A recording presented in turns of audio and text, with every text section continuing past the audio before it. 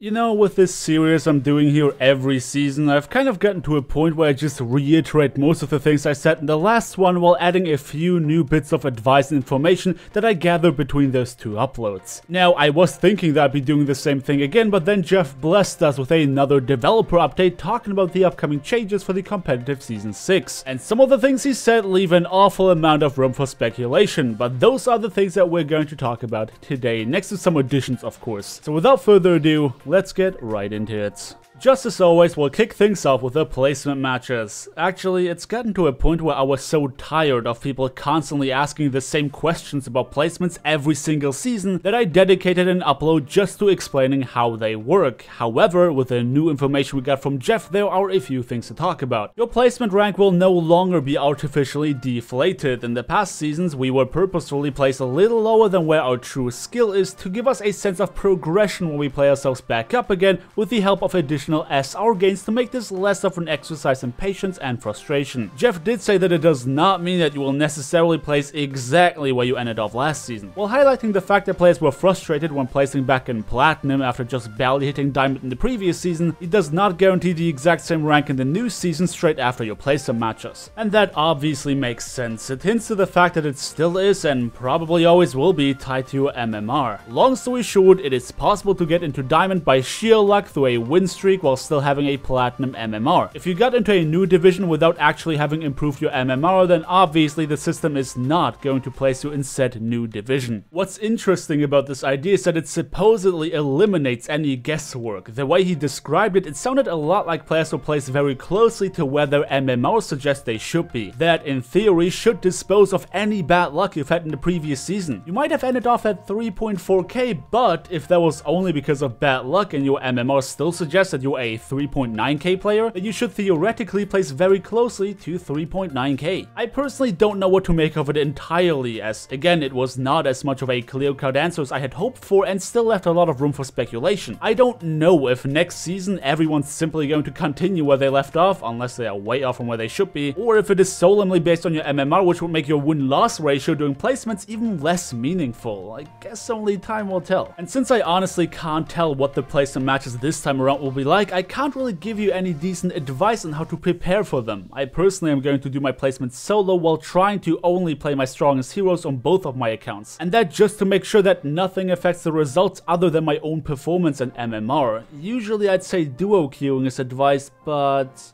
yeah, I know just as little about what to expect as you guys. As for meta predictions, alias which heroes you should pick up for the upcoming new season, I'm not the type of person to really make predictions like that. I think pro players are more suited for that kind of job. However, right now on ladder we're seeing the same thing happen as we did with the tank meta. The tank meta was only popular for as long as nothing changed about it. Ana was nerfed and suddenly that style of composition was anything but popular anymore. That does not mean that triple tank is dead, it just means that it's not run as frequently anymore and it became a little more difficult to pull off effectively. The oh so dreaded dive meta that we all cursed has definitely lost a lot of momentum with the release of Doomfist, as also anticipating changes to a bunch of other heroes. Reinhardt feels way more consistent now, Zarya is definitely in a very strong place as well, and players are waiting for more hero changes to move from the PTR to the live servers. These hero changes, while not directly defying dive comps, have gotten players interested. So for a few weeks now we have seen a bigger variety of compositions on ladder beyond just dive. And I really, sincerely hope that the devs understand that these types of annoying meta trends are not going anywhere unless something in the game changes. Sitting idly while players drop out left, right and center in frustration is simply not a good move. That means that my suggestion is to just play whatever you feel most comfortable on. The devs have teased a lot of hero changes that are definitely going to shake the ladder up. So it very well could be that Season 6 might or might not be the most versatile competitive season we had since Season 1. Don't forget that this season is only going to be 2 months long, so don't slack too much with your placement matches, which I, of course, just like all the other times before, will be streaming my own over on twitch.tv/Terios. So if you're interested in watching me suffer, do feel free to hang out. Traditionally, I end these videos off with a brief summary of my competitive statistics from the last season, and as I have actually not been playing a lot of ranked, I do want to keep it brief as well. Main account is currently sitting at a spicy 3k on its decay throne while having peaked at 4091. I spent 12 hours on that account, winning 25 times, losing 31 times and tying once. On my old account we have, by the grace of the decay bonus gods, gotten back up to 3913 with a a 40-12 peak. Though this account will decay for a few hundred points before the season is over, as I do not intend to play any more competitive this season. We spent 37 hours winning 88 times, losing 75 times and tying 5 times. That comes down to a grand total of 49 hours played with 113 wins, 106 losses and 6 ties, which is definitely on the far lower end of busyness that I've displayed across the seasons. I'm gonna be honest with you guys, this season casualized the ever-living hell out of me. Playing in the dive meta, which specifically has the purpose of killing support players as quickly as possible,